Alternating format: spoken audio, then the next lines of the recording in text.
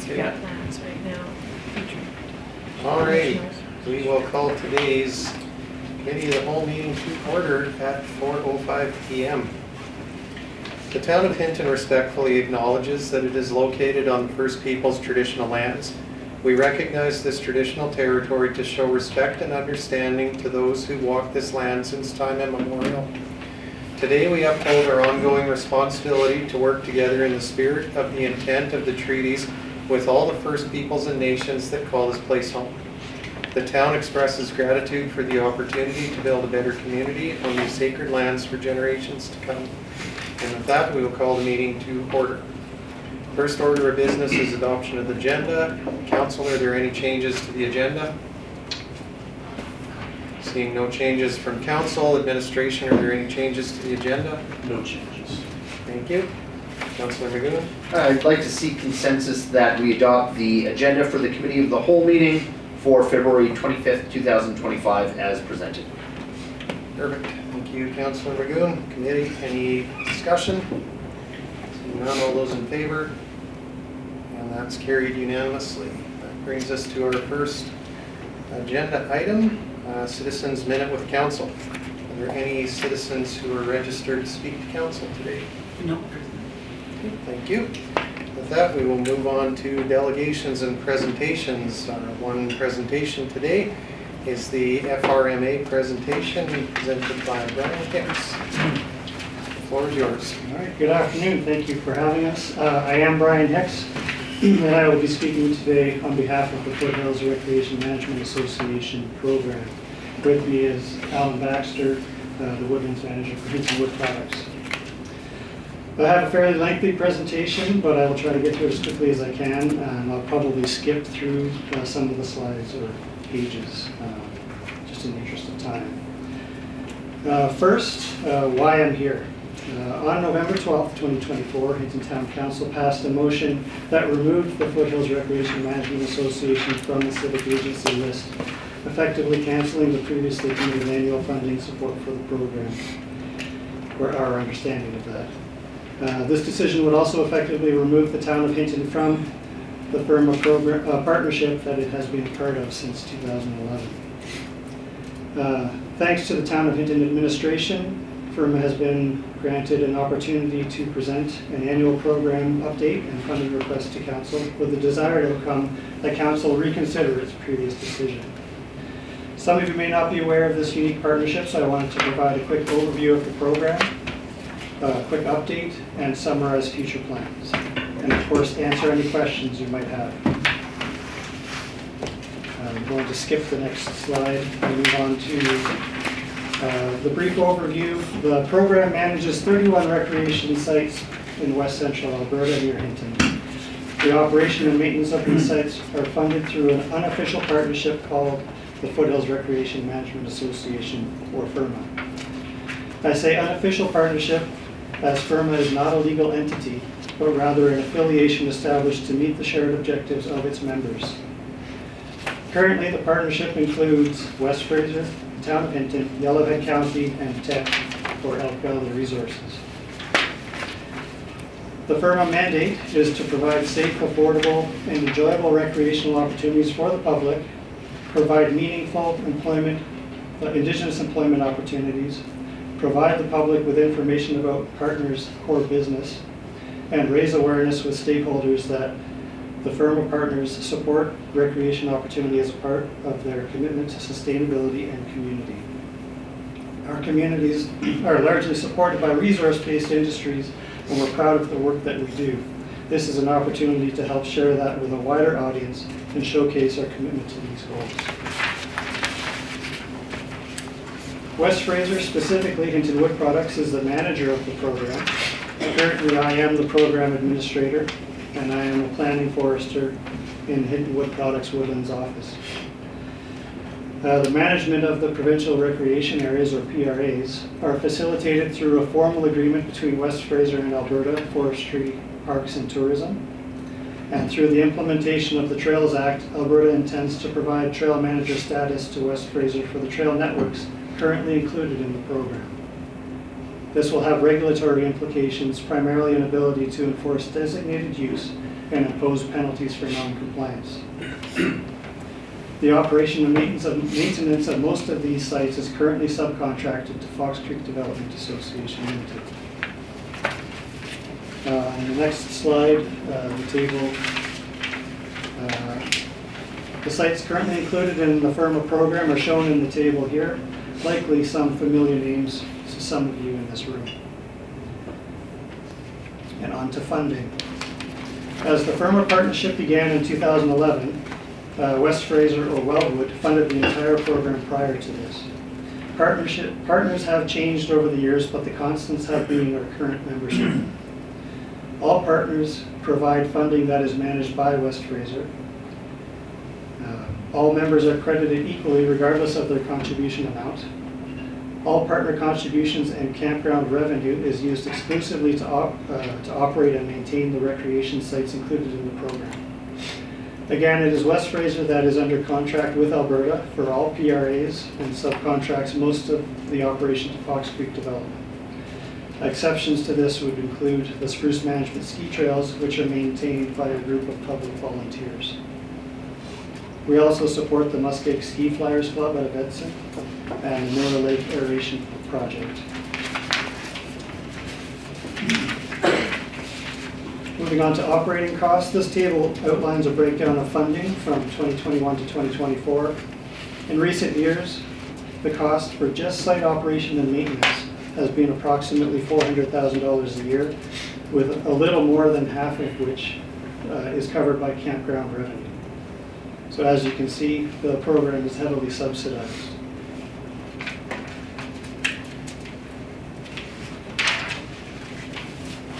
The next table describing campground fees. Up to and including 2024, the overnight fee for many of the sites was $15. However, due to an increase in labor and material costs related to operations and maintenance, we have decided to increase the camping fees to $20 a night at most sites, and some others to $25 a night. This is done in consultation with Alberta, but they do allow a fair degree of autonomy when setting fees. Having said that, the province will be introducing a seniors rate to be applied to selected sites starting in 2025. And again, in the interest of time, I'm going to skip over the next few slides and skip ahead to so why do it.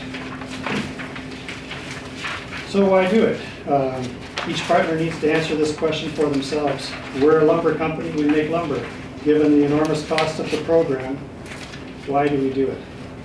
From our perspective, the benefits include it helps our division meet some of our forest management plan stewardship goals in that it showcases a commitment to recreation values. Good public relations, providing good quality recreation opportunities to the general public, including us as employees and community members. As a good corporate citizen, we feel it's important to help stimulate the local economy. It provides great educational opportunities related to landscape management, wildlife considerations, operational and higher level planning in our industry. Supporting high quality sites helps reduce instances of random camping, which increase litter and wildfire risk. And it provides meaningful employment opportunities to Indigenous community members. Very important to West Fraser. And a quick mention of Fox Creek Development Association. FCDA is located in Hinton and is an Indigenous-owned, not-for-profit organization that provides permanent and seasonal employment opportunities to Indigenous community members. They are integral to the success of the FIRMA program, and the staff are involved in all levels of service delivery and operations at the facilities, from taking reservations to cleaning site conveniences to processing and delivering firewood. In a given year, 15 to 20 people are employed just by the FIRMA program. And then on to some information for partners. This table provides information on user night stats by site over the last several years. The bottom row totals show that approximately 12 to 14,000 paid user nights are registered annually. An online user survey was completed in 2024, the results of which provide valuable information about use economic activity, satisfaction, and general concerns. Some of the highlights, based on user night stats and survey answers provided, we can extrapolate that approximately 16,000 people used these facilities in 2024. A little over 22% identified as local. It's great to see local support for the program, but it also means that thousands of people travel here annually to enjoy these sites. Almost 18% identified as first-time campers, but the overwhelming majority claimed multiple visits. And over 88% of respondents said they purchased fuel and or supplies in Hinton or Edson as a part of their trip. Among others, questions regarding user experience included availability and quality of firewood, site maintenance and amenities, security, and overall value and satisfaction. The quality of experience was overwhelmingly positive. The rating of value was over 95% good or very good, and the overall satisfaction over 96% good or very good. Areas for improvement include some general comments around washroom maintenance and firewood, noise control, and some access road concerns, but these were by far a minority of the experiences reported. And then just a side note that during the 2024 Jasper wildfire, free camping was offered to displaced Jasper residents looking for short-term solutions for their housing needs, as some were able to evacuate with RVs, trailers, and camping gear. Not a lot of people were in a position to take us up on that offer, but approximately 50 additional user nights were reported. Some recent and ongoing issues, vandalism, theft from pay stations, firewood theft. These were constant. We're looking to manage that as best we can. The 2023 and 24 wildfires impacted people's ability to access some of the sites, as well as the floods that followed the 2023 fires. The Elk River PRA was destroyed in the 2023 fire, so we're not sure what the province wants to do there. And several events in recent years impacted the implementation of some of the upgrade projects identified in the 5-year plan, which, for the purposes of this presentation, is skipped past. There is a section of the presentation that deals with the upgrade projects that Restoration has completed over the years.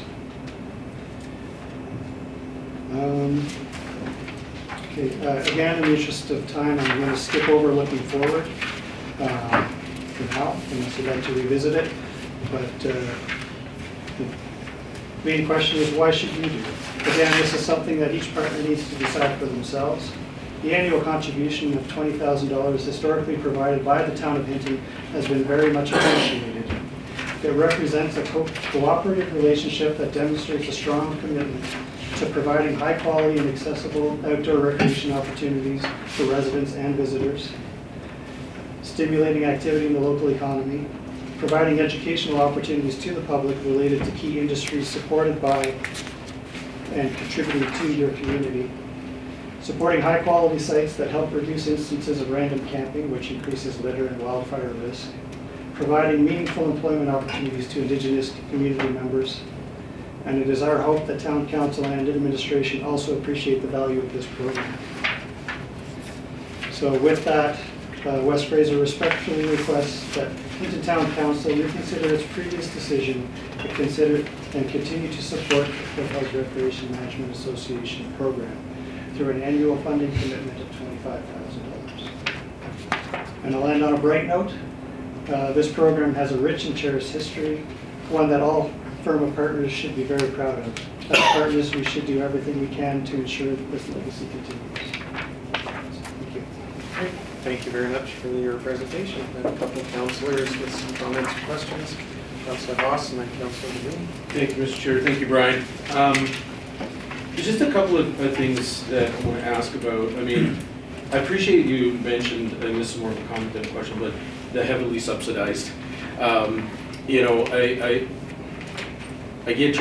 appreciate, you know, camping. I grew up camping, that was all I was used to, but you know, this is one of the risks of subsidizing, that it gets more expensive and more difficult, and that's just a comment. But I'm just curious on two things. One, I noticed you mentioned Edson quite often, but Edson is not one of your partners, and I guess I'm wondering, because it's been, I don't think they were, and then I think they weren't, and it's been quite some time that they haven't been. So any comment on that, the fact that they're not included? Yeah, you're correct in that Edson, the town of Edson was a partner at one time, and a few years ago they decided to withdraw. Okay. Okay. The reasons were not, I wasn't involved in the program at that time, but Okay. they obviously had their reasons, probably similar to what your concerns might have been, or maybe now. With regards to subsidizing, that is intentional. Like we're intentionally keeping this very low rate, but very low fares, because we want to encourage people to use these sites as opposed to the rent. Fair enough. Fair enough. I just have one more question, if you don't mind, Mr. Chair. So have you, because as you already know, we have a destination marketing program. Have you at all looked into or had discussions with our with that organization for charging a fund that then goes into also promote tourism, and that plus then you would get, just like hotels, there's the DMF that's included to that, and then you could get into that stream.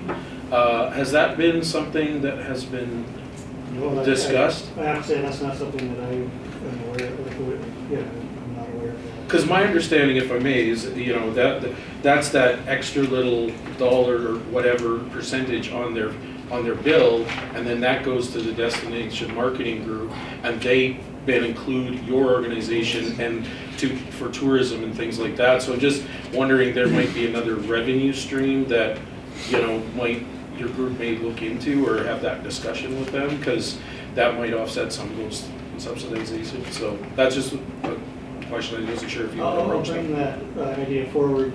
There is, we are in discussions that perhaps I may not be the administrator going forward. Okay. And I'll bring that idea forward to the person that will probably be taking it. Okay, thank you, Mr. Chair. Thanks, Brian. You have Councillor McGinn and then Councillor Taylor.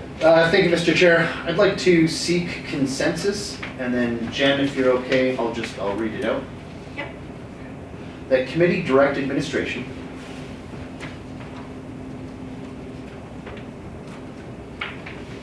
to bring back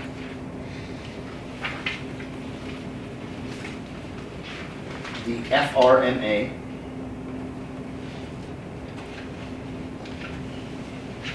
funding request to a regular council meeting for review and decision, including options for funding. Then if I may, Mr. Chair. Budget season brings a lot of stuff to us. It's a lot. It's pretty hard and fast.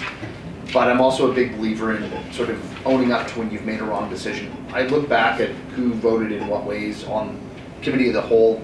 I was in favor of removing it at the time. And in hindsight, I was wrong. I mean, I think that's just one of those areas where, given consideration to how many folks in our community rely on camping, affordable camping, and what options we have or don't have as a community, I think this is one for myself that's important to go back and review.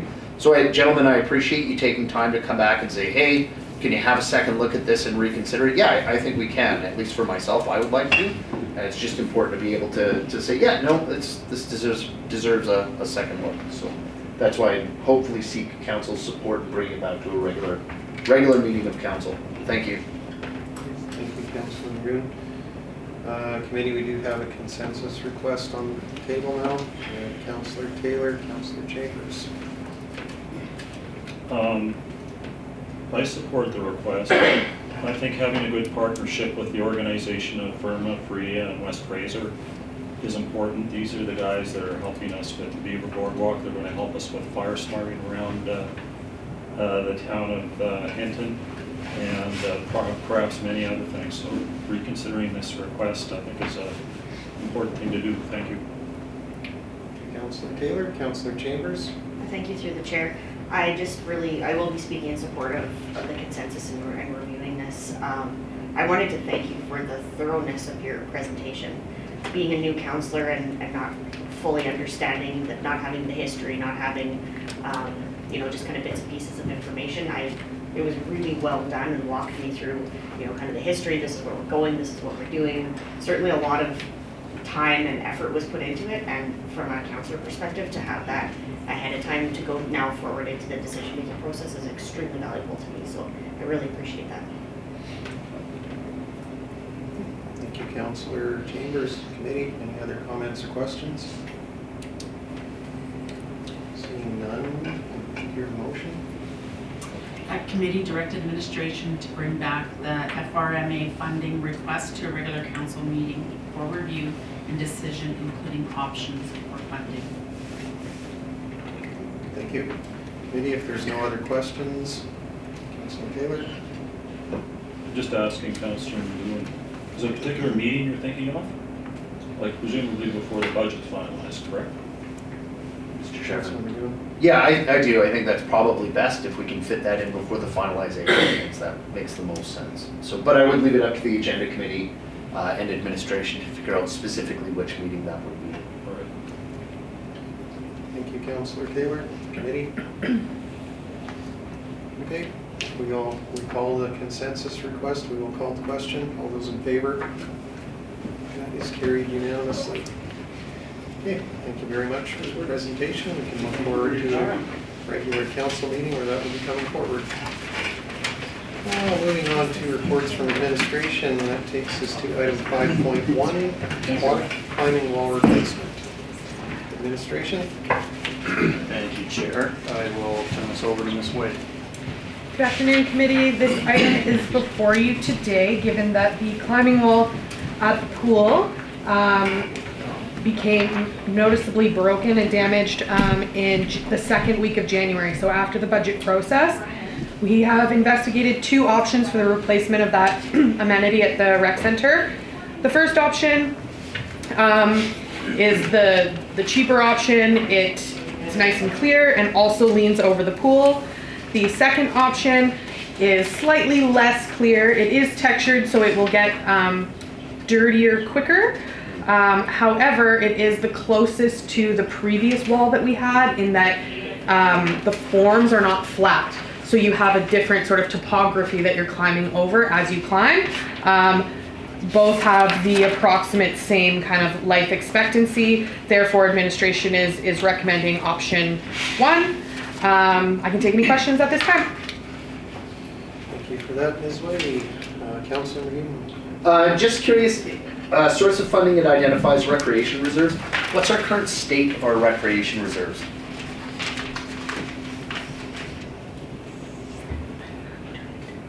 Approximately 700,000. Okay, thank you. Just before I go to Councillor Taylor, just a clarifying question for that. That is recreation reserve, not recreation center construction reserve, correct? Correct. We have no recreation reserve for the replacement of amenities like the Whibbit, things like that. Okay, great, thank you. Councillor Taylor, Councillor McGowan, and Councillor Chambers. The last climbing wall that we built heavily relied on donations.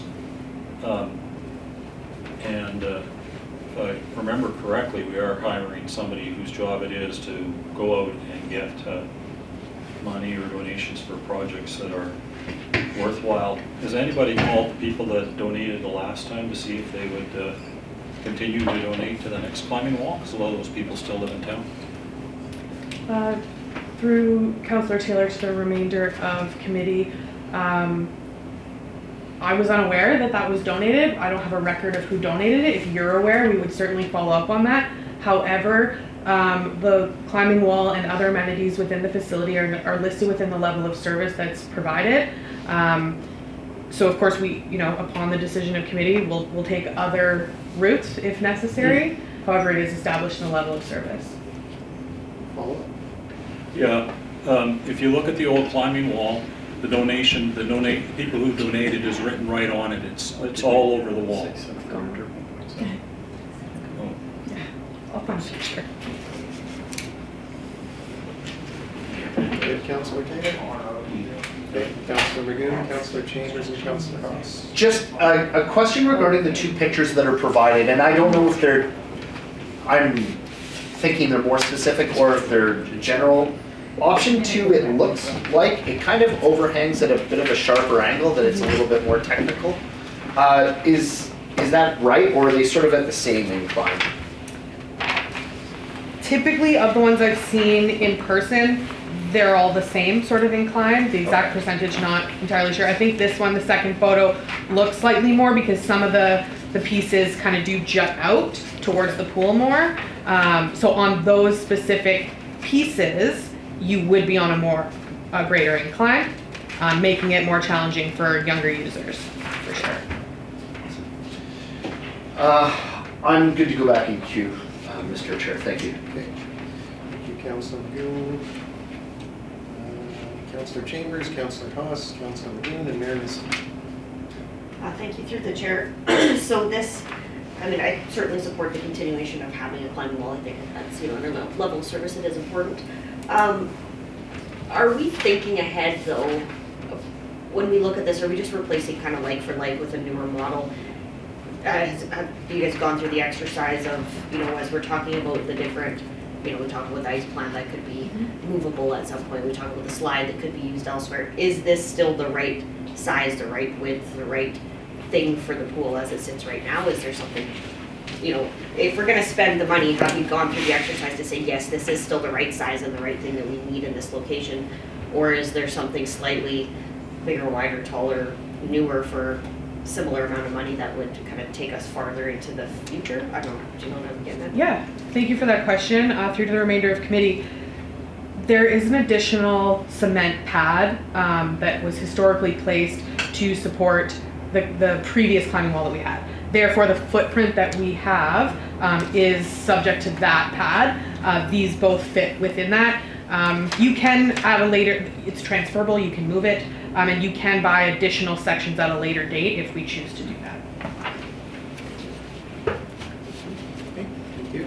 Councillor Haas, Councillor Magoon, and Mayor Nissen. Thank you, Mr. Chair. First, I want to start off with making the recommendation that committee direct administration to bring the replacement of the decommissioned aquatic climbing wall with option 1 to the March 4th, 2025 regular council meeting. And I'd like to speak to that. First off, in a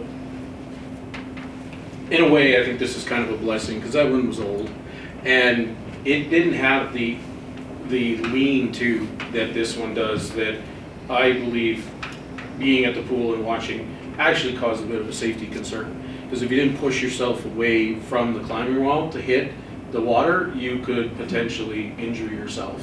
So I think this is a blessing, and the fact that this one is also is material that is not wood is definitely much better, and you can see through it, which also creates a better visual for also our safety as well. So I think this is a great replacement. And I think it'll actually cause more fun because it has that lean-to it, and more challenging, and more fun from the kid's perspective, falling off of it into the water. So so that's where I'm at with that. Thank you. Thank you, Councillor Haas. On committee, we do have a direction request. Councillor Magoon.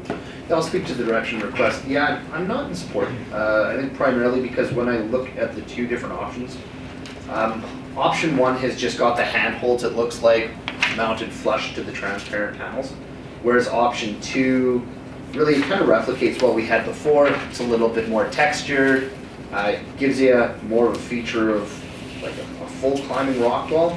Honestly, this is one of those things where, I don't know, I think if you're in the public, you're gonna say, okay, well, council had two choices. They could have given us one that was a little bit more textured, looked better, was a bit of a I know, better quality piece, or they could have gone cheaper, and they went cheaper. I think that'll be the criticism. That's just myself, but I'm more in favor of option 2. So, yeah, thank you. Thank you, Councillor Magoon, Mayor Nissen, Councillor Taylor, and Councillor Haas. Thank you, Chair. And I'm going to speak, I think, in support of the motion at hand, but to Councillor Magoon's point, I have the same curiosity. When I initially looked at this report, I didn't actually see any differences between these two walls, but now that you've mentioned the texture and I zoom in, I can see that this wall is textured. I'm curious, Ms. Way, do you know what the demographics of our climbing wall use generally are? Are they younger kids? Are they older kids? Is it adults? Who's using it the most? It's a really good mix. Thank you for that question through to the remainder of the committee. I think our favorite users are teenage boys who like to climb up, flip off the top. Will they be able to do that on either of these now? It will be significantly more challenging for them. We also see a lot of children kind of aged, some as young as 4, but mainly in that kind of 7 to 12 age range. They're our biggest users of it. Parents try, which is fun for the children. They try to move it. That's fantastic. And Ms. Way, you've mentioned a couple of differences between the two options from option 1 and 2. The option 1 sounds like it's very easy to clean. Option 2 sounds like it's also a textured piece of polycarbonate, so it's not fully clear. Is it anticipated, have you looked at the material, is it going to get very dirty and disgusting, or is it something that we are going to be able to keep clean in this environment? Thank you for the question. So our previous climbing wall was the same material as option 2, but it wasn't clear, so you couldn't see it, right? So it did get cleaned on a regular basis. We are concerned about some yellowing over time, and then the ability to remove that from a textured surface is more challenging. It will be done each year during shutdown. It just will start to look dirtier likely sooner than the one that isn't as textured, so no room for the dirt to kind of get in there. Okay, thank you very much, Ms. Way, and just for council, I'm going to be in support of this motion. I actually, I kind of agree with Councillor Magoon's point about are we cheaping out, but given the textured nature of this thing and its environment, I actually think that the ability to clean and make it look good is probably a bigger factor in the long-term acceptability of the thing than the other way. So I'll be voting in favor of this option with option 1. Thank you very much, Chair. Mayor Nissen, Councillor Taylor, and then Councillor Haas. Yeah, I don't support option 1. I support option 2 during doing this during the 2026 budget year. A couple of things. You know, it's a level of service item, but I think the thing that overrides that is the cost of this item. And the other important thing is we're getting this person that's going to be getting donations and helping us with projects like this. This is like the one of the things that is highly donatable for us. So for those 2 reasons, I would vote for option 2, but not option 1. Not that I don't support it. I just think that the price is too high to do this outside of a budget cycle. Thank you, Councillor Taylor. And just to clarify, you're talking about the not the wall option 1, wall option 2. You're talking about committee options 1 and 2. Correct. Right. So you would support committee option 2 to direct administration to submit a capital project plan for the 2026 budget. Correct. Okay, thank you. Appreciate the clarification. Thanks. Councillor Haas. Yeah, on a couple of things, I guess. I don't disagree, but I'm looking at, like with the option 1, option 2 for the walls. If the option 2 was bigger or something like that and had a little more, but I mean, when you look at it, it's still a 3-panel wide, 4-panel high, so it's the same size. The only difference is that surface, you know, that we're paying an extra $20,000 for that still has the same hand grips, and as already mentioned, could start looking pretty ugly after a little bit because of that. I think also too, the fact that we wait till shutdown, I think this would be actually easier to clean even in between as well, because it is so, it's easy to squeegee it, it's easy to do those things where the other one may not be as easy and take more time. So I think, you know, I think yes, it's cheaper, but I think it gives us the same, and again, for all the other reasons. The other thing, I agree with Councillor Taylor. I think this is a perfect opportunity for sponsorship of this, but that doesn't mean that that can't be after we purchase it. I mean, there's no reason why somebody, you know, we can't approach people to sponsor a wall in the facility. I mean, we look at, for example, other places, for example, we tried to get sponsorship for changing the name on the library room. We weren't building a new room, we just wanted to look for some new sponsorship for that room. So I think there's still opportunity, even though, and it meets then our level of service, and there is still an opportunity for sponsorship along the way. So, yeah, thank you. Thank you, Councillor Doss. Mayor Nissim? Thank you, and through the chair, council. Just speaking on the walls, another consideration that I just had as Councillor Haas was talking, I'm looking at this picture of this person climbing, and I had an image of myself falling off of this wall, and I thought, this smooth plastic looks a lot nicer to fall against with my bare bathing suited skin than the textured wall that looks like it'll scrape. So I'm fully in support of this polycarbonate wall. Thank you. Thank you, Mayor Nissim. I have myself next in queue. And I guess my question is to administration. Option 1 for 62,000, option 2 for 81,000 is quite a price gap. I'm just wondering, can administration outline some of the differences that would quantify that $20,000 difference? Thank you for that question, Councillor Stashik, through to committee. No. Ultimately, I think when they make each panel, the act of curving the panel from flat to curving it for option 2 is what we're paying for, in the extra 20,000. So basically, the only material difference is the fact that option 2 is translucent and option 1 is transparent. And so option 1 has a flat surface with holds on it. Option 2 starts to have kind of like hills and valleys and is more like a rock face. Oh, okay, Yeah. so it is waved a little bit? A little not bit. Just texture? Yes, whereas option 1 is much more like a piece of hockey glass with holds on it. Gotcha. Okay, thank you. Appreciate the clarification. Councillor Haas? I just have one more quick question, and this is just, are we able to change the patterns on these ones? Is that still possible? Thank you for that question through to committee. Yes, both options have removable holds. That's not typically something we did with the old wall. Unsure why, but these ones are removable, and you can change the pattern so that the climbing each year when we take it down for a shutdown, we can do that. That'd be great, I think, because then at least then you have the same thing, but it changes every once in a while, right? You'll grab, whoa, where'd that one go? You know, so, yeah, okay, thank you. Councillor Haas? Committee? Okay, if there's nothing further from committee, we will call the direction request to question. The committee direct administration to bring the replacement of the decommissioned aquatic climbing wall with option 1 to the March 4th, 2025 regular council meeting. Committee, all those in favor? And opposed? And that is carried 4-2. Councillors Taylor and Magoon in opposition. Committee, is there anything further on the aquatic climbing wall replacement? Okay, seeing nothing, we will move on. Letter of request, stage 2, Lupin Way, administration. Thank you, Chair. I will turn it over to Mr. McLaughlin. Good evening, committee.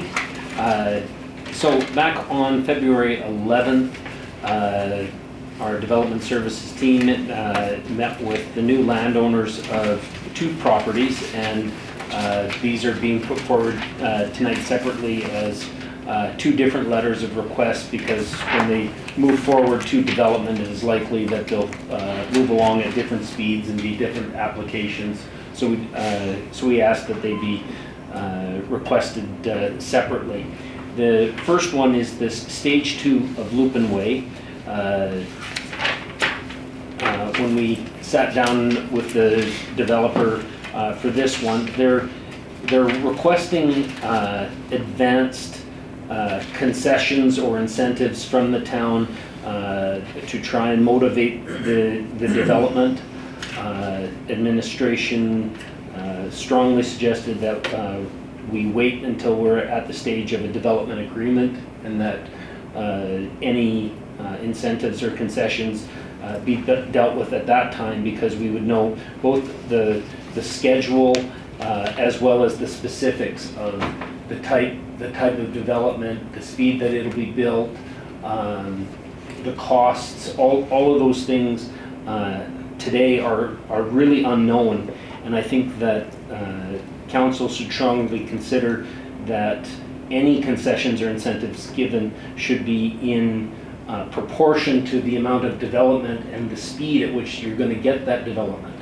And to offer any concessions without getting commitments back, I don't think is good practice. So this is before you tonight, and with that, I'll take any questions. Thank you, Director McLaughlin. Councillor Taylor? Yeah, I'd like to put a motion forward that we seek consensus to get administration to work on a plan for Lupin Way to assist the developer in getting the projects done, including identifying triggers for the projects, identifying any possible cost-sharing opportunities as soon as possible, before the developer has to pay any significant fees.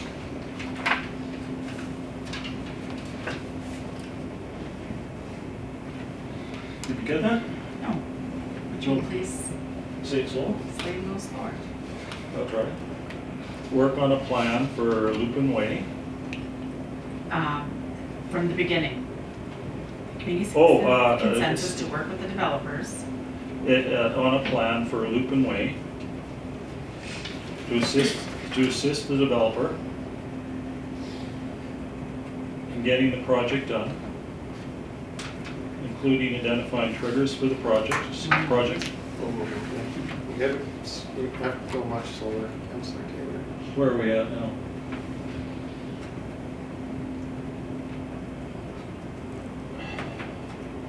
Getting the project done, including identifying triggers for the project. And identifying any possible cost-sharing opportunities.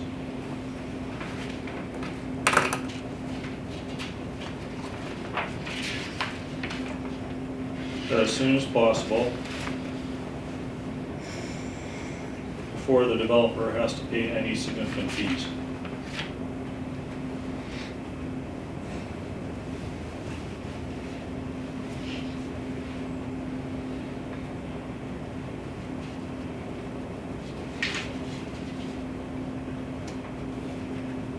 Did you get that? Was that a yes? Can I reread it? Okay. That committee seeks consensus to work with the developers on a plan for Lupin Way to assist the developer to getting the project done, including identifying triggers for the project and identifying any possible cost-sharing opportunities as soon as possible before the developer has to pay any significant fees. Perfect. I have a few things to say if I could. I'm not saying the developer doesn't have to pay fees. I'm just saying that before he has to pay fees, that if he could get some of the answers to some of these questions. I think this is the kind of information that any developer would want to know before investing in our town. Be able to come to administration and get answers to questions like this. And it's especially important for them to know this in a small town where our projects have very low turnover rates. Like we're talking 120 house development for the first phase and 60 in the back on Winnie Andy. Look at some of the developments we have in town on how long they've taken to get development. Trestle or the one off Bhutan, those are things that have taken 11 years that are still not developed. The developer obligations and negotiations say that this information isn't available unless extensive engineering costs and fees are paid and a lengthy agreement process is employed. I think the town has to work more nimbly than this if we want to deal with our growth issues and we want investment. Otherwise, we'll stay at $10,000 for 10,000 people for a while And our strategic 10th plan will take a very long period of time to develop. I use the words ASAP deliberately, as this developer first came to administration 3 months ago and still doesn't have the answers to the questions that he needs.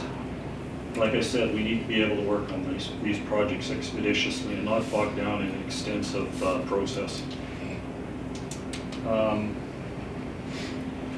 This also isn't the approach that we used with Drennan when our council made commitments for that. And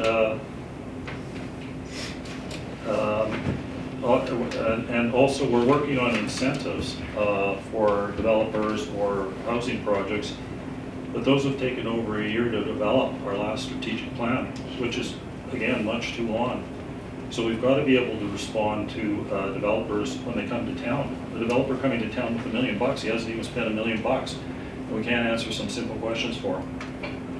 So developer asking for cost sharing opportunities, incentives, is entirely keeping with the council's philosophy.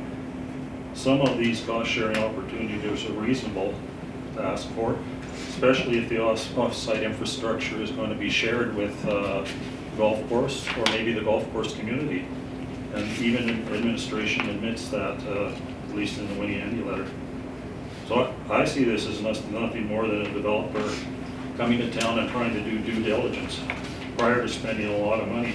And I think if we're interested in growth, and we're interested in some of the things we say in the strategic plan, we should be interested in helping him get these answers quickly, not delay this another 3 months. Thank you. Thank you, Councillor Taylor. Maybe we do have a motion on the table. Councillor Haas, Councillor Magoon, Councillor Chambers, and myself. Councillor Haas. Thank you, Mr. Chair. I guess my question is, what questions has I need to understand, I read the letter, of course, but what questions has the developers come to that we can answer? Okay, through the olive committee, when we met with them on February 11th, that was the first time we were provided with this drawing. Prior to that, all we had was verbal conversations and had no paperwork at all. And so we then requested this letter for council to try and get clarity on the questions being asked. But generally, at that meeting, we were just being asked an open question of what incentives are available. Going through some of the requests that have made it into this letter, the off-site levy deferral, that is something we do offer and was explained to them, and we don't need council's direction to continue that practice.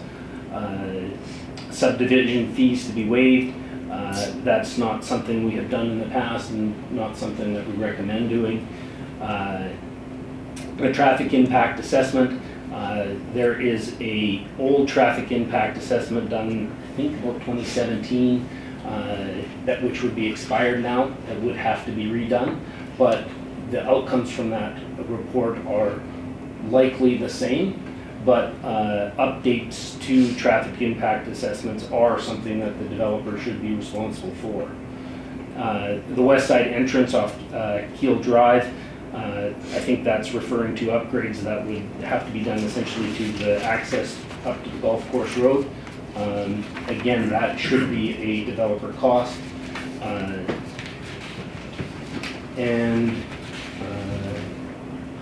then the moving of the water line, the agreement with the previous developer had those costs divided by proportional area, by the area that is being serviced compared to the whole area that the water line will service, and that you would cost share proportionally. Our offsite levy bylaw basically provides for that as well. There's actually a credit system for if you do offsite development, you can actually get credits towards your offsite levy for expending those fees. So again, that's something that's already available that the council doesn't have to provide. But again, those considerations are something we talk about when we actually have designs in front of us with estimates, and then you can proportion those costs to commit ahead of time to do that is difficult if you don't know just how many houses, what kind of density, and the timeline for the payback of those considerations. Okay. So with that, I guess I don't honestly see what this motion is going to, how it's going to advance anything, because you've already had the conversation, the questions have been asked, and they've been answered. And what the group is saying is, we want incentives, but you're recommending we don't, and we'd have to have more information for incentives. So I guess I'm struggling with this, because if we don't know the plan and I agree, the incentives, and this motion is, I think, just emphasizing what's already been done. It's just saying go back to talk to them some more and figure out some incentives, but at the same time, we don't know what those would look like without more information. Is that fair to say? Thank you. Thank you, Mr. Chair. Thank you, Councillor Ross, Councillor Magoon, Councillor Chambers, and myself. Thank you, Mr. Mayor, or pardon me, Mr. Chair. I'm actually going to weave a little bit of a response to Councillor Hawes's last comments into my own. Incentivization and focusing on housing development has been something we've talked about for over a year. We very specifically as a council said we need to see incentive packages in front of us because we're facing, and I don't think it's an understatement, a housing crisis in our community. Just within my own school, we've lost a number of families who've left the community because they can't find housing, full stop moment. So if that's it, and that's just for us, I've heard the same stories from different sectors of our community time and time again. Now we know administration's job is to work within a threshold of risk for the community because that's their default as administrations. They have guidelines, procedures, the best practices that they do things, and that's fine. But there also comes a point where as a council, if we demonstrate the political will, and by will of council we say to administration, we're going to open your threshold because we have some objectives that need to get accomplished quickly, and this is how you can do it, and we're comfortable with that, then we give them that permission. So I think in this instance, I fully agree with Councillor Taylor in that passing this direction and subsequently motion, what we're saying to administration is, we're giving you the ability to press on the throttle a little bit more. It's been a year, I don't have an incentive package in front of me, but a year ago I said it was important. So I can only work with the policy I have, but the problem is the threat still remains. Well, I'm going to be nimble, let's go, let's make this happen because this is not a problem for when policy gets done. This is a problem for now. And every time somebody brings a new development possibility in town for housing to me, I'm going to approach it with the same answer until we have policy in front of us. So, thanks. Councillor Magoon, Councillor Chambers, and myself, Councillor Ross. Thank you through the chair. I spent a lot of time mulling this over for the multitude of reasons, understanding where administration's coming from, but also looking at, I think that this motion that's put forward by Councillor Taylor, it really, to me, what it represents is that it's time to get creative. So we know what we have, we know what we can do, but I think it's not fair for us to sit here and say, oh, we want this housing, we need this housing, we want all this stuff. Here's the things we can do, we don't really recommend this. We gotta get creative. And I think that some things are, not typically the way that things get done in a regular circumstance. We're not in a regular circumstance. And just in the time that I've been on council, we're like, wouldn't it be nice if somebody got those lands and somebody needs to buy those lands? We need to move this ahead. And I think we could be in a position where we have something that we're offering instead of them always coming up with the solutions. This group has come up with a lot of things that have been shut down by the town over the years in multiple developments. And I think there's nothing wrong with administration sitting back, and it's kind of the job of the strategic priorities group, I think, as well, to say, what could we do? What could this look like? What have other communities done? What is out there? What is available? And then you can attach a timeline. Say, okay, we're willing to do this. This is way out of our regular wheelhouse of what administration typically can do. We're gonna say that, like right now, we can't even really make big decisions because we don't have the dollar impacts. We can't weigh all those bits and pieces, but to say, okay, we're willing to do this once in a lifetime opportunity, but now we're going to attach a timeline. saying, we're gonna do that, but we need you to deliver, this is the KPI, here's your deliverable that you need to meet.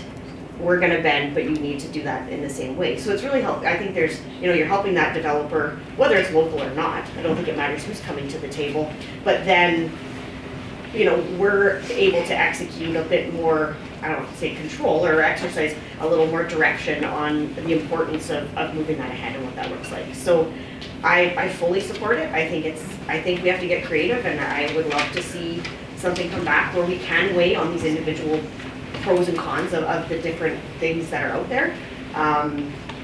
And I think it's great to have in the community, and there's a lot of communities that would be very happy to have this piece of paper sitting in front of them for the opportunity to creatively move ahead to get some housing on already service land within our municipality. So strongly support Councillor Taylor's recommendation.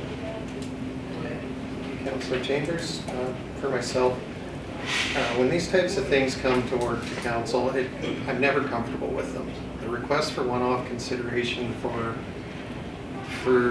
special consideration for particular developments makes me uncomfortable. We're supposed to set policy, we're supposed to set bylaw, and that governs how administration deals with these types of things. That said though, this is now the 4th developer that I've had come to me in my time on council, and I'm not talking 4th development, I'm talking 4th different developer, property owner who's wanted to do a development and it's been put at risk once they find out what their offsite obligations are. And all 3 of the previous ones, as far as I know, those property owners still own the properties and they're still unimproved. They're in the same state as they were because the offsite obligations were prohibitive to them being able to do the improvements that they wanted to do. And that's something that needs to change if we are really focused on growth and we actually want to drive growth as a council. That needs to change. And I don't know if that means changes to the municipal development plan, to the land use bylaw. I'm not sure, but I do want to take a look and in some way, and probably this one's going to be a one-off because it's timely, we need to move it forward so that the developer can make a decision about whether they can actually do their development or not. But bigger picture, I think maybe it's time we take a look at what we need to do to help developers offset the significant cost of off-site improvements that they're expected to do through their proposed development. I think maybe it's time the town and council had some consideration on how prohibitively expensive it is to even do developments in Hinton based on the topography, based on the layout, based where current services terminate and where new developments need to start. And maybe we come up with a policy where we formally assist developers in carrying off-site development costs. I'm not sure what the answer is, but we need to do something because there's too many good ideas, too many positive potential developments that wind up dying because they're not feasible to get driven forward. Thank you. Councillor Haas and then Councillor Magoon. Yes, thank you, Mr. Chair. Don't get me wrong, I agree with everything that you're saying. What I'm saying is we need, if that's what we want, I believe that administration needs more direct consensus here. This is just going to them and having a conversation, but still not giving them the marching orders. If we sat there and said, you know what, you can go back to them and say, we say waive the offsite levy defer it, or subdivision fees to be waived. That's what we have to tell administration, because what we're telling them is go back and be creative, but how creative? What do you want us to do? With our following policy, we're not being, I believe, enough descriptive for administration to do what we want them to do in order to have those incentives. Because they are working on incentives, but they're not done yet. So what are we comfortable with? Is what I'm gathering from this meeting, and this motion to me does not give administration what we're comfortable with. And maybe I'm reading into it wrong, but it's not specific enough for them. They've given answers and we're just saying go back and be creative. How? If I was administration in that position, I would be still lost. Now, I see CEO has got his hand up, so I would defer to him But that's how I see this. I want incentives too, I want development too. I just don't see what they're asking in this motion going to be addressed. Thank you.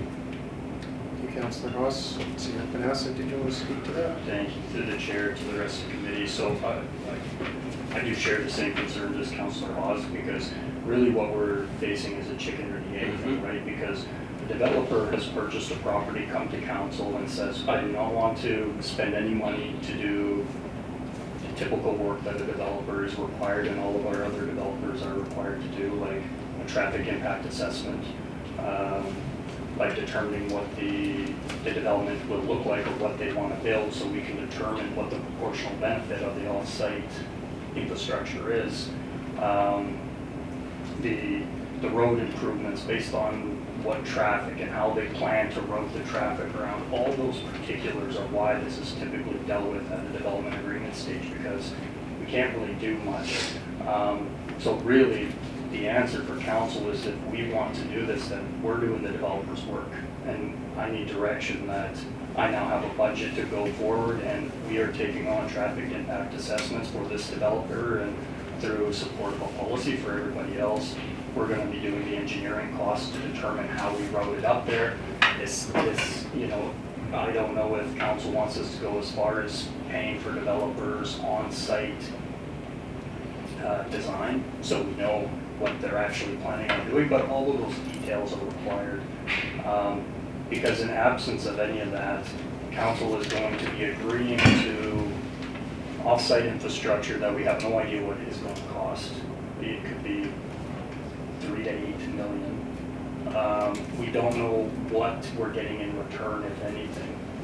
We have done this before. I think we should learn from it. 10 years ago, we offered, I think, a little over $1 million in incentives, but that was 10 years ago, open-ended with nothing in return. We haven't gotten anything, so I think we should be cautious about this approach. If we're doing it, it should be done through policy for everybody, because this is a major departure from any planning process anywhere in Alberta, right? This is the municipality agreeing to take on, which is traditionally developers' costs, and if that's something that we want to do as an incentive, as a council, we can do it. But if we want to make good decisions based on information and exactly know what our exposure is on all of this off-site infrastructure, then we need to do that upfront work, either we or the developer. So may I follow up? So thank you for that, CEO, because that is what, to me, we're not being specific enough. And what I'm hearing actually, honestly, and correct me if I'm wrong, but I mean, this is a decision they're asking for to basically have a blank check. We don't know what those costs are going to be for all of those things because we don't know what the benefits are, right? Because you said, like, we don't know if it would be $3 to $8 million. We don't know based on the information we have right now. Is that what I heard you say correctly? So that's where I'm at, is unless we want to say, like, I don't know, 20% off all fees, you know, we'll take on 20%. I don't know, like, I don't know how, we've never done, but I'm trying to figure out, because again, I'm in favor of incentives. I'm not in favor of this motion because it's not specific enough. And it's just going to create another opportunity for to come back and have another discussion. So, thank you. Councillor Haas, CEO. And through the chair, and what's being requested is something binding, because we have indicated that depending on what the development is, cost sharing on this probably makes sense, right? You know, when it comes to you know, infrastructure upgrades, road upgrades, you know, when we're talking about the other parcel, road upgrades going, you know, there's public benefits to shared infrastructure, and the municipality should be involved in that. But that should be a decision once we know what the costs are, and once we can make a determination of what public benefit, because there's a major difference in how you assign those costs on a proportional basis and what public benefit council sees to the development, because residential development will never pay for itself unless it's extremely high density, right? We know that most of that development does not occur in Hinton. So we need to make this decision not necessarily based on the financials, financial implications, but we need to make the decision based on what benefit do we see, and 3 high-rise apartment buildings that are very high density is very different than half-acre parcels with luxury homes, for example. And maybe if it's the former, maybe we're looking at more incentives, for example, but it should be weighed on the basis of public benefit. Okay, thank you, CAO, Councillor Magoon, myself, Councillor Taylor, and Mayor Nissen. Thank you, Mr. Chair. Yeah, again, this is standing committee. We're not making any commitments to financial decisions. We legally can't do that. What we're going to get is some good information to act on in regular council. And here's the thing, I'm not a developer, and to be fair, neither is anyone else in this room, but we do have a letter that sketches out the points of conversation that we need administration to go and get costs on for us and bring back to regular council for decision. That's where we're gonna have the full scope of what might this cost the town if we acquiesce to any one of these points or negotiate with any one of these points. But it's an important enough fact that I'd like to know what that looks like and what it's gonna cost. Because the benefit in the long run, and the CAO just talked about this, is important. Well, what is the benefit? Well, the benefit here is demonstrating to the development community that Hinton is a place where we want developers to do business. Because for how many years now have we been fighting off the specter in the development community that Hinton is not a friendly place to do business? We've tried very hard as a town to say, no, we are. So this is an opportunity to say, no, we're willing to play ball. There's rules we have to play within. But council has a role politically to sit down and say, you're bringing a request to us. We're going to hear it in a public forum, transparently, weigh it, measure it, and determine what's in the public good. I'm ready for that report. We're not committing to anything now, but let's have it in the big chambers where it belongs. And at the same time, administration can say, okay, well, from the town's perspective, if we're going to talk about cost sharing, if we're going to talk about maybe giving each other a hand, then let's talk about what this development can do for the town too. Maybe that involves accelerated timelines. Maybe that involves commitment to a certain number of doors built per year. But again, I'd rather have the conversation rather than just pumping the brakes and saying, no, we don't do that in the town of Hinton. Thanks. Thank you, Councillor Magoon. A couple of questions, I guess. To administration, what would an agreement with a developer look like to be able to commit to assisting with off-site development costs so that the developer is comfortable in knowing what assistance they're going to get when it comes time to doing development, so that they know the costs of what they have to produce to be able to get the information that administration needs to be able to move forward with it. If I could clarify, I get the developer's concern that a big development needs a lot of background diligence, legwork, engineering costs, surveying, TIA, all that stuff. It's a significant cost before they even get to the development agreement stage. And I get that they want some assurance that when it gets to the development agreement stage, they're going to be afforded some assistance in helping cover those off-site development costs. So what would that look like? Through the What chair, could that look like? that's the problem that we're facing, right? If we're going to comply with what they're asking for, we're making blind commitments without knowing the impact, because we don't have the information to put together a true agreement or to know what those impacts are, the true costs, without the developer doing the work.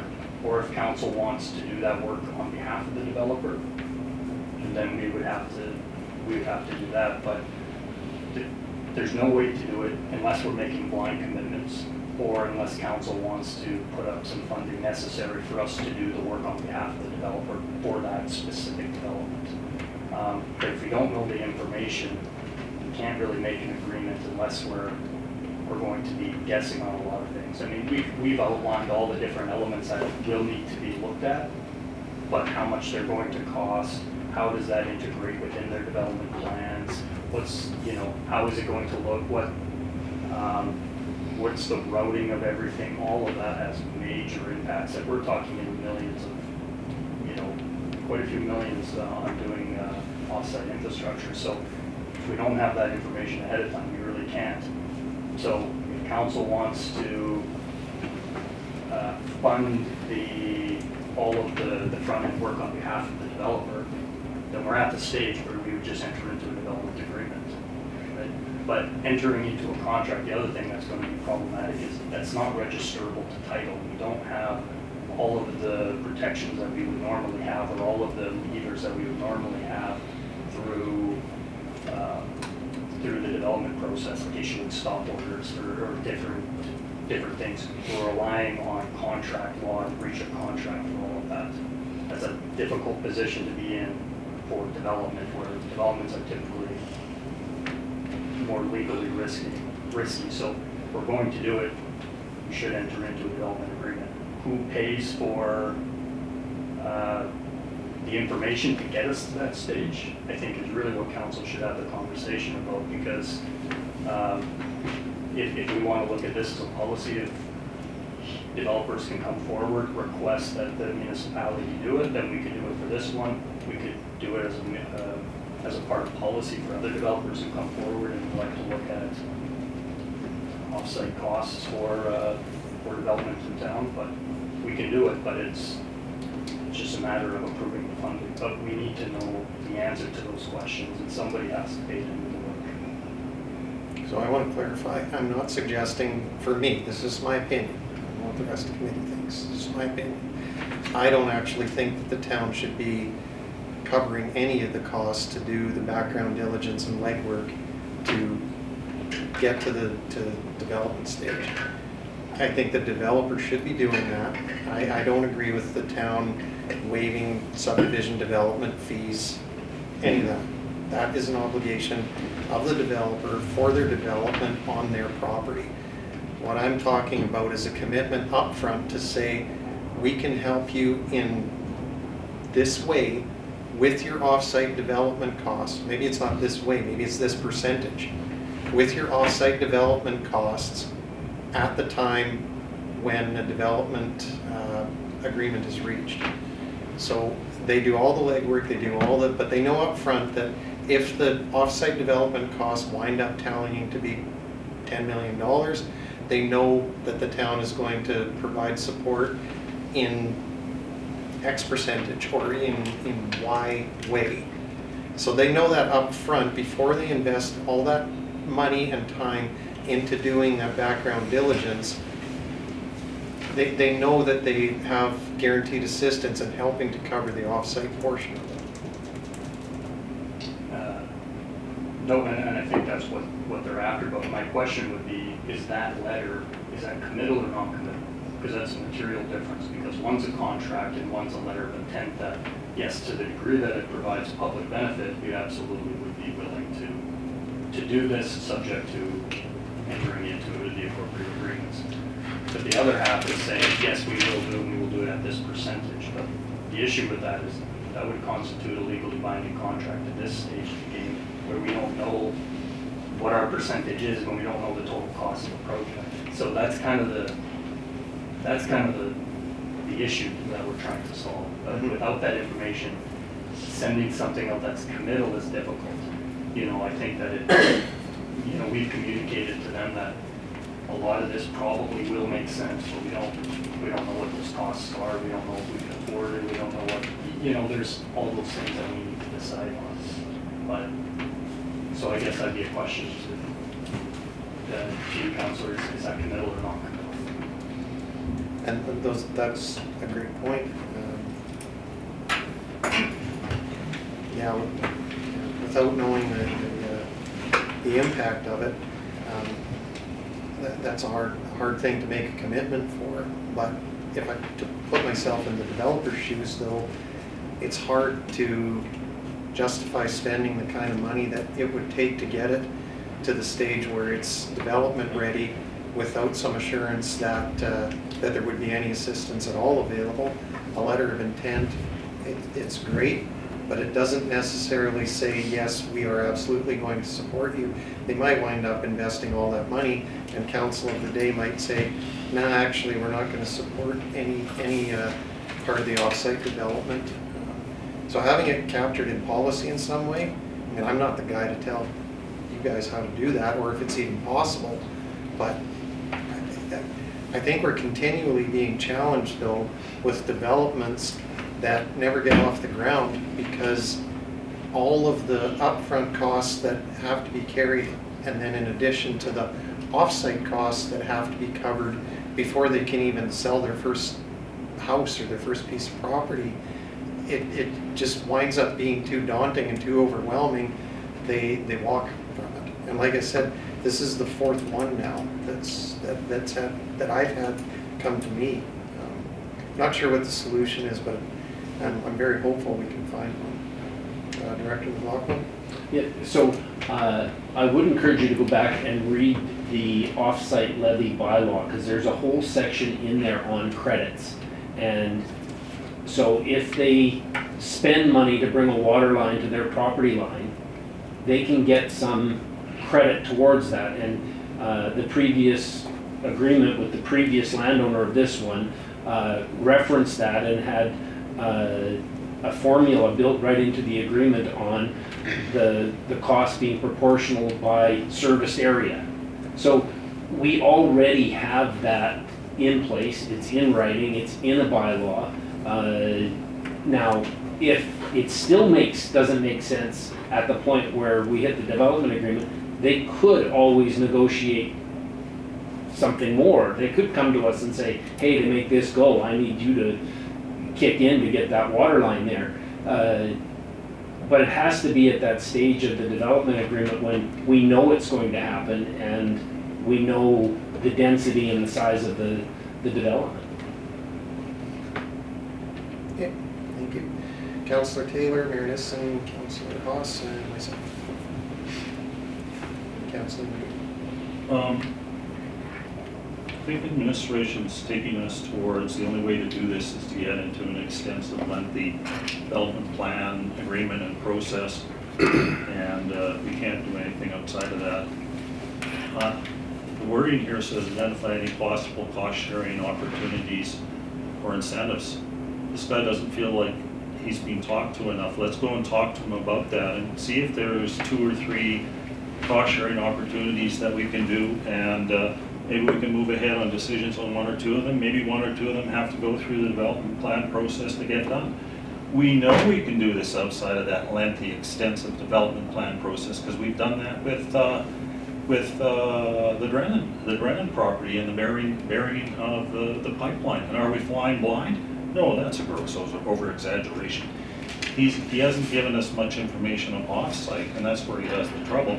But he has given us a fairly detailed plan on-site. So we should be able to work with a lot of this information and come up with some of these big opportunities that he's talking about and a way to proceed that'll work with council's direction, which is to encourage growth through incentives. I mean, we've been trying to get an incentive package for a year and we don't have it. We're not sitting here with anything. If we don't want a town in 20 years with another 10,000 people, we've got to be able to work on things like this. Thank you. Thank you, Councillor Taylor, Mayor Nissen, Councillor Haas, myself, Councillor McGee. Thank you. Through the chair to council, I'm truly deeply disappointed that the Qualico lands opportunity appears to have been lost. It's disappointing to me that the Qualico lands were not purchased by a developer that has any intent of developing those lands. And I say that with a letter from this developer that says flat out, we will not be able to afford to deal with anything off-site or related to Highway 16/Keel Drive. We are not interested in spending money on engineering or town fees. These are not the things that a developer says when they're coming to develop a development, 30-acre development in a community like this. We have housing demand. They say 120 units over 30 years. We need 120 units today. This is not a serious organization. We have given this developer concessions on other developments in the community with the promise of housing that has not been built. If we go down Drennan Way, there is still an empty field for which we made concessions with this developer. This developer looks like they're land speculating. They're trying to get the town Point to of bind order, themselves. Mr. Chair. Go ahead, Councilor McGoon. My concern is that the mayor's comments, their attack of, they're purgatory to the proponent in question. I'm fine to listen to concerns about it, but they're bordering on purgative in my opinion. Thank you. Thank you, Councilor McGoon. The fact is, what we're being asked here is to bind council to something that we have no idea about, a process that's normally done through a development agreement. There is no current development agreement. Councillor Taylor has mentioned that this developer has been talking to the municipality for 3 months about this project. They've provided no paperwork up until February 18th. There is no development agreement. They have repeatedly refused to do development agreements on other projects. I'm sorry, but we need to treat this developer like we treat every other developer. One of the things that I hear repeatedly from developers outside our community is it's hard to come to Hinton without somebody from Hinton on your team. And the reason for that is we've repeatedly treated some developers differently than others. And we need policies and procedures, and we need a residential tax incentive plan and policy that fits everybody, so that we don't have to make these one-off decisions for developers that are very slow to build and have said right to us that they can't afford to do the development that they want to do in the first place. Why did they buy the land? I don't understand. I'm not interested in discussing incentives other than our regular policies until there's a development agreement. Thank you very much. Thank you, Mayor Nissen, Councilor Haas, myself, Councilor McGoon. Yeah, I guess my only comment is I don't, from my perspective, I don't want to pump the brakes. I've heard that over and over. I guess what I'm saying, and I heard the administration say that we can go back to the developers and have all these conversations, but what I'm also hearing is they don't have the numbers either. They don't know what the costs are gonna be until they do those upfight, the engineering and all those things. So they're guessing at the cost, we're guessing at the cost, and then we're also then supposed to guess what we're gonna do, and like, we're in a no man's land of, there isn't enough information to make these agreements, and that's why I'm saying this doesn't accomplish any of that. It's just saying, go back and say, we'll talk about incentives, but we still don't know what the costs are going to be on the developer side. We don't know what the costs are gonna be here, so I'm just not certain that this motion creates the opportunity for further more discussion. That's where I'm getting at. I don't mean pump the brakes, but if we're gonna move forward, then we have to give more, I guess, clear marching orders for administration to work with the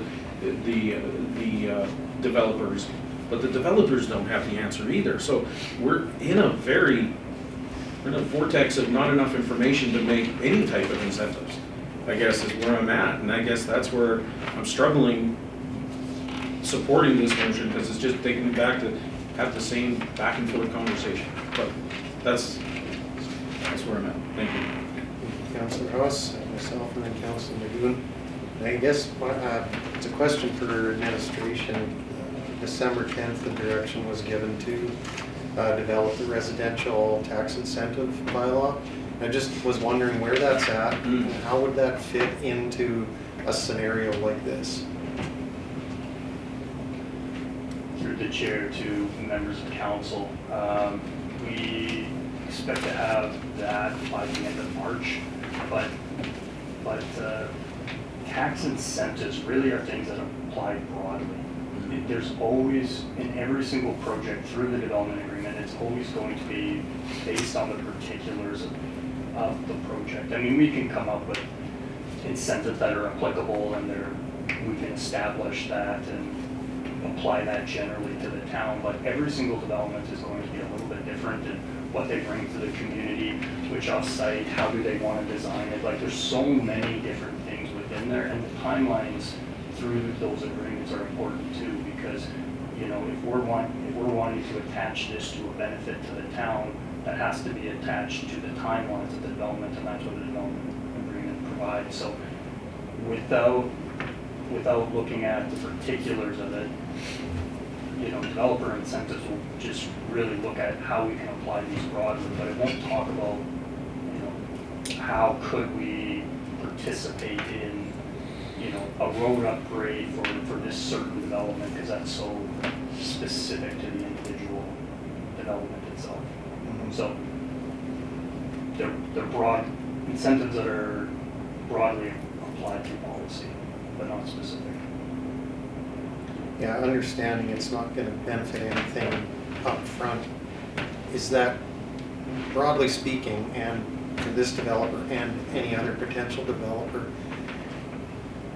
the way that the residential tax incentives is structured, is that too far down the road to be of any benefit to address this developer's concerns? My understanding is that it comes at the time where they're actually building residential properties. For residential tax This, incentives. the residential tax incentive that council directed administration to bring back on December 10th. Yeah, I mean, it benefits, but it benefits at the time that they're ready to move forward to construction. And the timelines that they provided is, a lot of it is going to be a long time in the future. So, I mean, it's a benefit. Is it a strong enough benefit to incentivize this particular one? Probably not. The other thing is we can include some language on how we deal with off-site infrastructure. But again, it's not committal. It's, we will determine how we participate in off-site developments using proportional costs, looking at the particulars of it. So we can put some language around to provide a little bit of clarity on how we engage in that process and how we determine what our share should be. But again, it's very difficult to say we are going to pay this percentage of a project that we don't know what it's going to cost. And we wouldn't be able to do that certainly through policy. It would be through individual negotiations. Okay, thank you, Councilor Magoon, and then Councilor Taylor. Thank you, Mr. Chair. Yeah, again, coming back to the direction that's on the floor, there's a lot of questions around details. The whole point of the direction is that we aren't going to have those details right now. We're going to send administration back through will of council to go work with the developer to hammer out what this might look like. And the thing is, this also aligns not just with the development discussions, as Councillor Ostashik had mentioned, with multiple developers. I've had real estate agents come and talk to me about the difficulties of development in the town of Hinton, and that what we're discussing about today actually aligns very much with what they're seeing nationally and internationally across the United States as well. In how do municipalities overcome the hurdles of getting development done in the right way? And this is exactly what they're recommending is being discussed as a solution in other communities across both Canada and the United States. And I'd like to address this notion of the developer. The developer is not a piggy bank, right? The developer cannot, to Councillor Ostashik's point again, a developer in a town like Hinton of 10,000 people is not the developer who's building multiple developments across, urban areas like Edmonton, the city of Calgary, right? They're limited in their own funds to get the job done and to make developments happen. So we can't just expect that, there's this piggy bank of magical funds that they can just make, however many units of housing appear. That's why we need them as part of a community that values its residents to sit down and have conversations about how do we problem solve. We can all sit around the table and say, well, what are the problems? Well, great. How are we going to solve them? All we're saying is through will of council, please go back, talk to the developer, come back to us with some out-of-the-box solutions so that we can talk about those. Again, if that's what the direction is, I'm supportive of that. Scale. To the chair and members of council, so we can talk to them again, but once again, I don't think it's going to solve anything because we have a developer saying that they don't want to spend the money to figure out what these costs are. So if we're going to enter and look at triggers and how much percentage we can take a stab at it. It'll probably vary, a couple million here or there, and we can look at what those triggers are, how much we'd be willing to participate based on our estimates. But it's going to be very broad, and we're going to be making commitments or we're gonna have these discussions at a very high level, or we're going ahead and we're doing some of the front end work. But I don't see any, but I think we need this information in order to make an informed decision on this particular one. And it's just a matter of, or is council willing to, because I think if we're going to go back to the developer, because we've talked to them numerous times, we've identified what they need to do. Now it's just a matter of we need to cost it all out. They need to provide what they're actually going to do on site so we can go to the next step, but we don't have that information. So the question is who's going to pay for that information, or are we comfortable entering into negotiations or some agreements without knowing that information? Did you have a follow-up, Councilor Magoon? Yeah, I did actually to that comment in particular, if that's okay, Mr. Chair. Yeah, then I think in response to the CEO's comment, then again, do just that. Go back, talk to the developer, figure out how this impacts the town and what council's options are within the boundaries of the MGA. Whether administration recommends them or not, one of the things that we've always done is bring those possible options back to council, what their impacts are financially and otherwise, and then let council make those decisions. And really, that's what we have to do. Is there some work to be done there? Yeah, absolutely. But from a larger perspective of getting development done in town, I think that's important. Thanks. Thank you, Councilor Magoon, Councilor Taylor, Councilor Haas, and Councilor Chambers. I think we have to be able to show more flexibility than you sound like you're willing to show. We have to be able to, just kind of like what Councilor Magoon says, without getting into a detailed, extensive development plan process to get some of these initial answers out. Anyways, that's my thought. Thanks. Councilor Taylor, Councilor Haas, Councilor Chambers. I think CEO had a response. Oh, sorry, CEO Vanasek. Sorry, I just don't know what's expected because is council looking for us to come forward to say, if you build X percentage, we can come back and we can pay X percentage of this offsite infrastructure? Is that what we're looking for, or are we just, I'm just very unclear because unless we know that information, or if council's comfortable making decisions in absence of the information, I need to know either way, because I'm just unclear on that point. Okay, so if I could make a suggestion to committee, then if we could maybe hear the direction request and then speak directly to the direction request, and so we can try and get something narrowed down to be able to give administration some direction that they can better execute. I guess we'll hear it, and yeah, if you could. That committee seek consensus to work with the developers on a plan for Lupin Way to assist the developer to getting the project done, including identifying triggers for the project and identifying any possible cost-sharing opportunities as soon as possible before the developer has to pay any significant fees. Thank you. Okay, so in queue we have Councilor Haas, Councilor Chambers, Councilor Magoon, and myself. Thank you. Yes. Great words, nothing specific.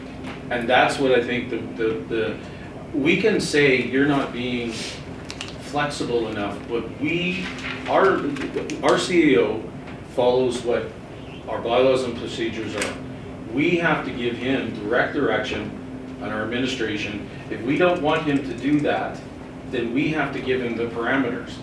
And that's what we're not being specific enough here. We're saying we want to put rubber to the ground, rubber to the road, but we're not giving him enough. It's still keeping it up on the jacks, not getting anywhere, because we're not being specific enough for our administration. And he's asking us, if you want us to go back, we can go back and say, but this is what needs to be done to do this.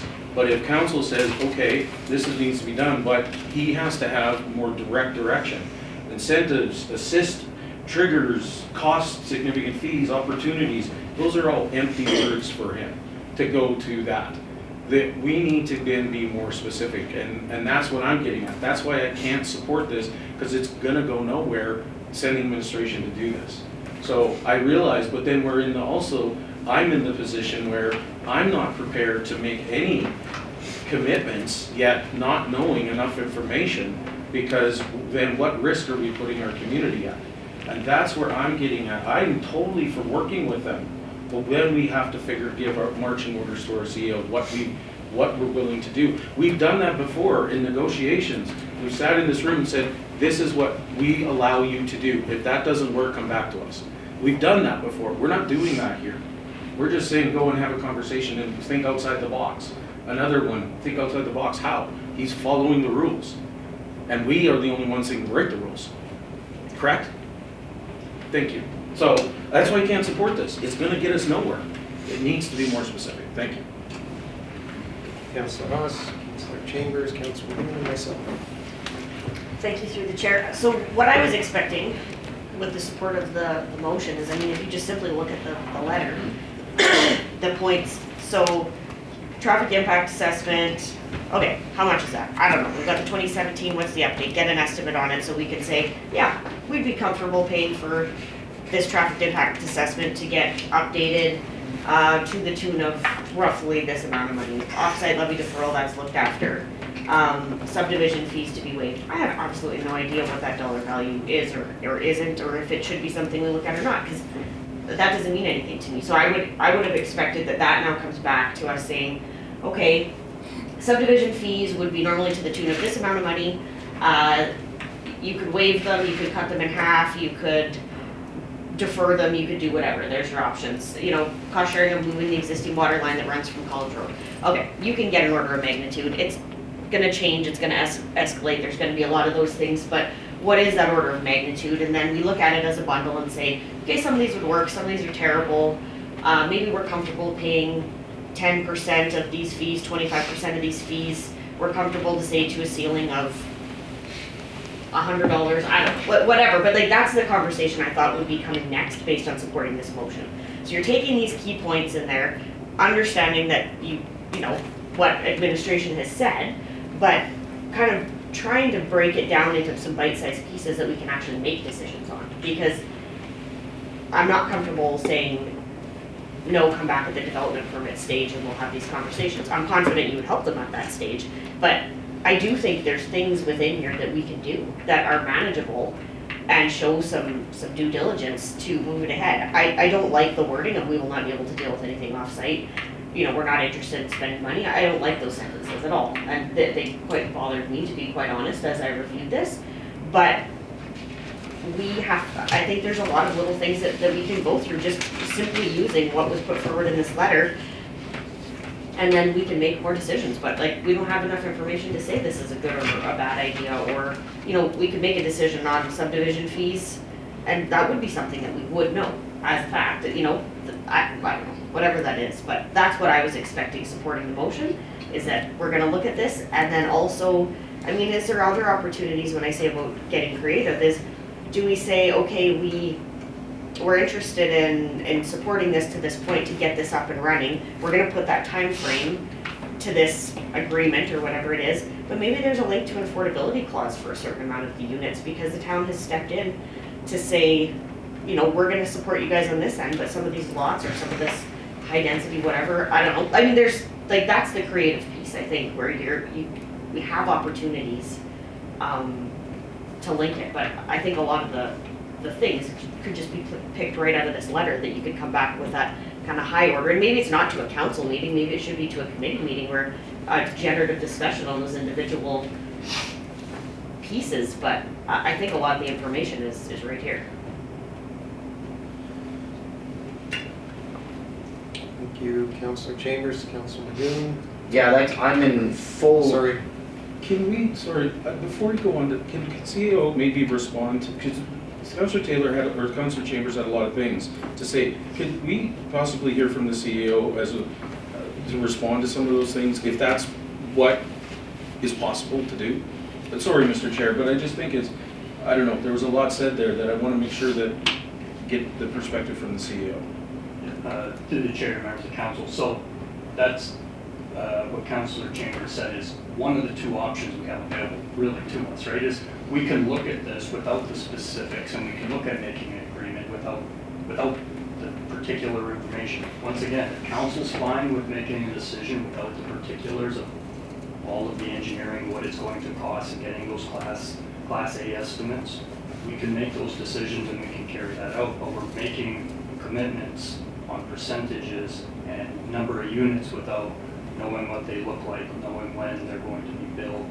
You know, we can look at doing those within a contract structure, but we don't have the teeth to any of that, right? But if we're going to make commitments, we can absolutely do that outside of development agreement. It's just going to, we're going to be making high-level estimates on what those costs are going to be.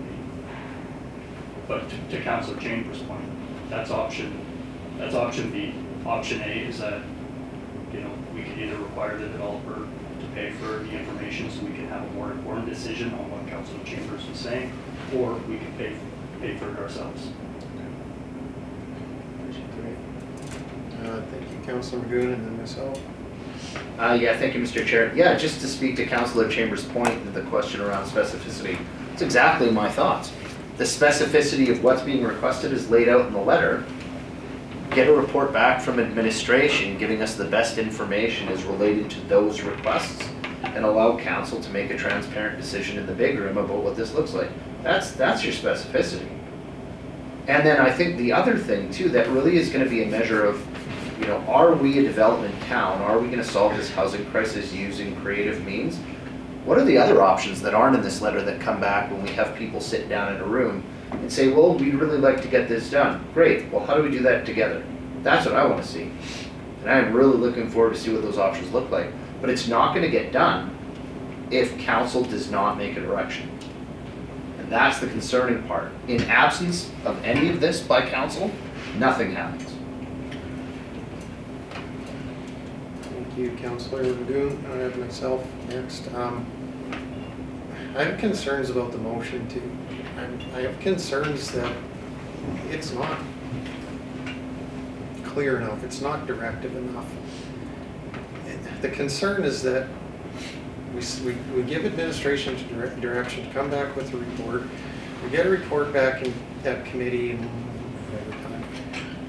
and then we give an additional direction, and it just delays and delays, and it's going to frustrate the developer, it's going to frustrate council, it's just going to be frustrating. I think if there's something that committee wants to see, some clearer direction to administration would be beneficial. I don't think we're going to get much that's material back in the report if we go with the direction that's on the table right now. Most of this stuff has already been addressed with the developer as far as I know.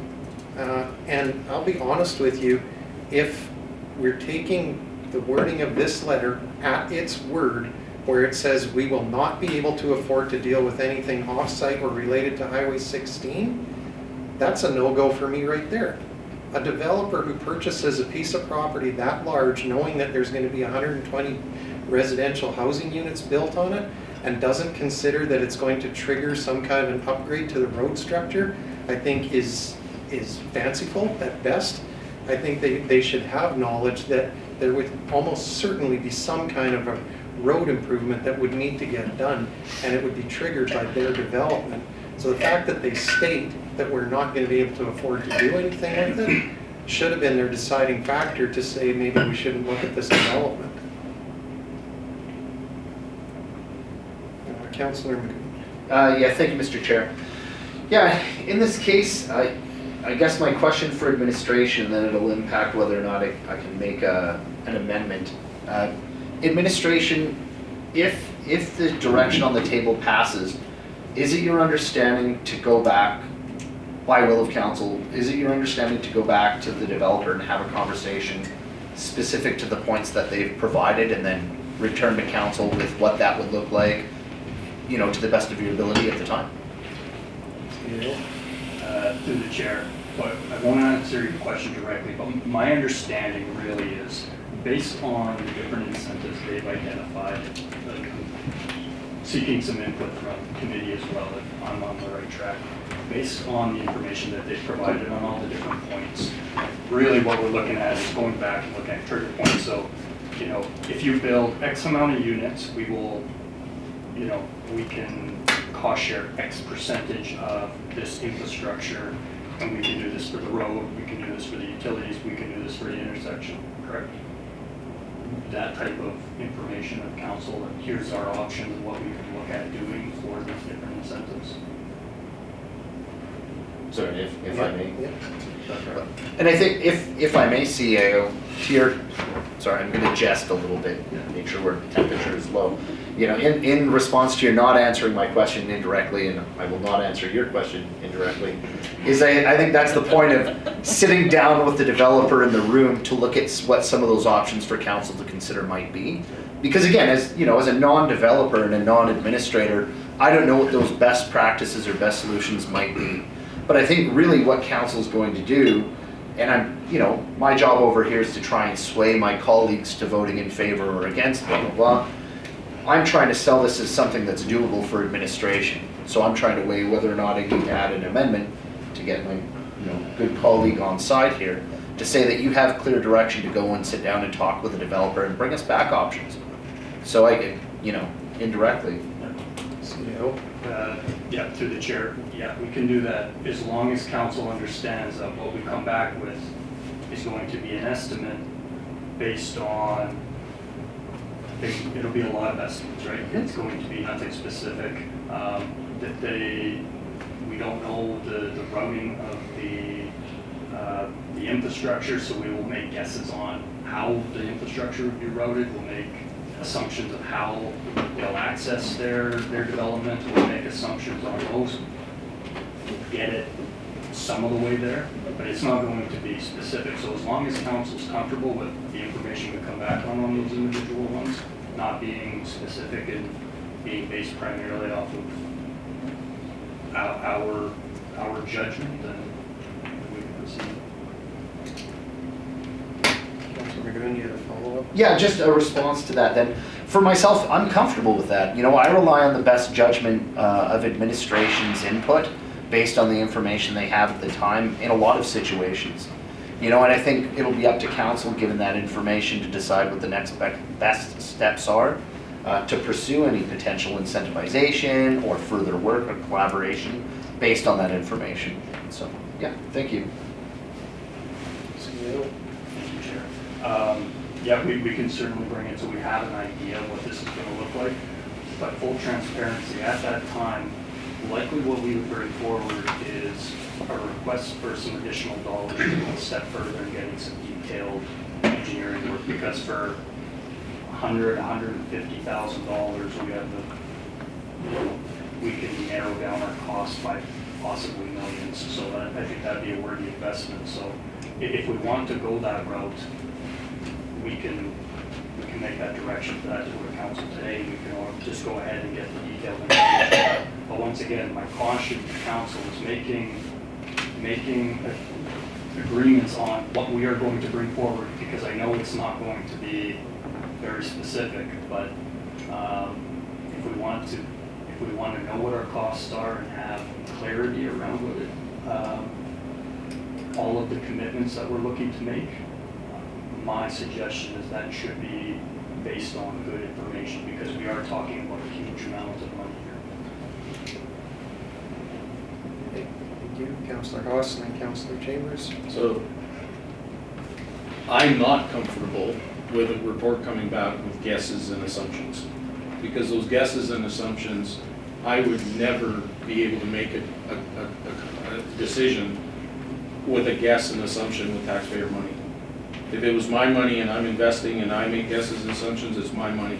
This is huge dollars, taxpayer dollars, and I need more clarity. And if you're going to bring back a report, if we're going to send administration going back with a report of guesses and assumptions, is a waste of their time.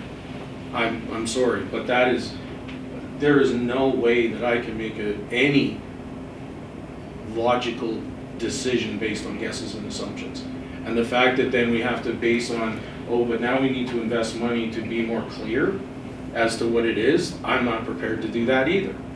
Like, I just am not. I mean, nobody knows.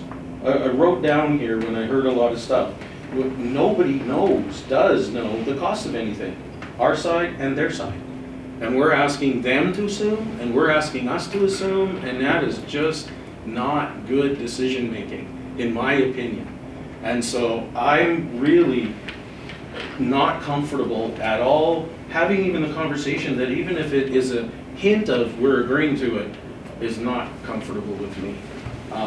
And that's why, again, this is too loosey-goosey and it's not specific enough. And that's all I'm going to say to this, and I'm close to calling it the question because we've been going back and forth on this and it's been made quite a while ago, but I'm not comfortable with guesses and assumptions. Sorry. Thank you. Councillor Haas, Director McLaughlin. I just wanted to circle back there. There was a few comments made to the sentences in the letter with not wanting to deal with anything off-site or related to Highway 16 Keel Drive. The obligations of the previous developer or the previous landowner was outlined in the previous developer's agreement with the previous owner, and this new owner would have had access to all of that information at the time they bought the property. So the costs associated with these off-site costs, we may want to partner and bring those down, but they shouldn't be a surprise. They should have been expected because they were outlined with the previous developer, and it should have been expected that they would be required to do the same thing that we required of the previous landowner. Okay, thank you for that additional clarification. Councillor Chambers and then myself. Yeah, thank you through the chair. So when I think about, to Councillor Hawes' point, them coming back, I don't think we're making necessarily big sweeping decisions on these estimates. The estimates are giving us, we get an estimate and we say, there might be 5 things in this letter, and we get generative information, and then we say, for these things, that there's absolutely, we don't want to touch any of these with a 10-foot pole. But this one item, we think could be doable, and at that point, we send administration back to get facts, and then we get ourselves into an agreement or a letter. I'm not saying that we necessarily, they come back with this report and we make this motion. It's getting the information so we know what are the bite-sized pieces that we're comfortable biting off, I guess, like what are those little pieces, and maybe it comes back and I'm not comfortable with any of them, I don't know, but the estimates will at least get all of our heads in the game in the same room at the same magnitude, and then we can decide, do we want to invest money into finding out what those details are? Maybe we do, maybe we don't, but we don't even have the information, the order of magnitude, I guess, to even look at that. So I think the estimates are valuable. I think they do hold weight because they'll take us to that next decision-making step. And it's part of, I think that where we're sitting, it's a part of the development process, maybe not for a municipality, but in general, that you're getting these orders of magnitude, you're making some decisions on them, and then you decide what rabbit hole you're gonna go down in. And I see that this is step 1, this motion. Step 2 is getting a bit of, more of that information, a little more specifics, as loosey-goosey as it could be, we all understand that, and then making the decision of which direction we do or don't want to go as that unfolds, and I don't think that's irresponsible. I think it's what we've got in front of us, and I think it's just making steps in the right direction. So again, I'm still comfortable with this, and I think hopefully through the discussion, the administration is kind of understanding what that looks like too, but. One clarification. So I feel guess and assumption is a far difference from estimation, the wording. I know it's like, is it administrations, are they prepared to give, because when I see estimates, it's like I get an estimate from a home builder, this is gonna be an estimate of $450,000 and it could be give or take less or more. But are you able to use that word because you use the word guessing and assumptions versus estimations. And so my clarifying question is, can you confirm that they would be estimations and not the guesses and assumptions? Because I think they're 2 different things. Through the chair, I'll be a little bit flippant. Sure. Again, just because, but Go for it. we will use our best professional judgment to determine what that is. But We don't have an on-site plan, so a lot of it is going to be guessing what, you know, what we believe that a logical development may look like, because they're not committed to doing an on-site plan. Okay. So, you know, are they servicing by going around, you know, in the case of Lupin, there's a couple different options. So we'll talk to them saying, you know, do you have a preference, you know, this road or this road, and we'll try to work through any details to extract the information that we need to make, you know, this isn't a dart at the dartboard. We'll make our best professional judgment on what we believe is likely to happen, but it's very preliminary estimates. Thank you. Okay, thank you. For myself, I'm in favor of looking at some options on partnering to maybe cover some of the costs that can be reasonably assumed to be reasonably accurate, such as a traffic impact assessment. I think we could probably pretty reasonably accurately predict what the cost of a TIA would be.